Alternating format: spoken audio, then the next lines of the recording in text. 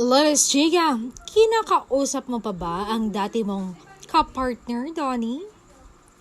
Saad niya, men shouldn't be talking to their ex sa mga babaeng gusto niya o mga past na may history sa kanya.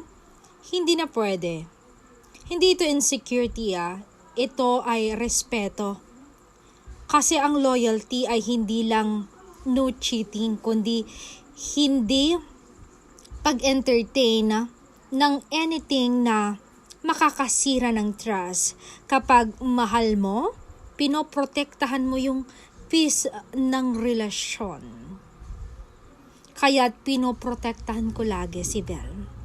Sa lahat ng bagay, especially sa mga past na babaeng nalilink sa akin or anything.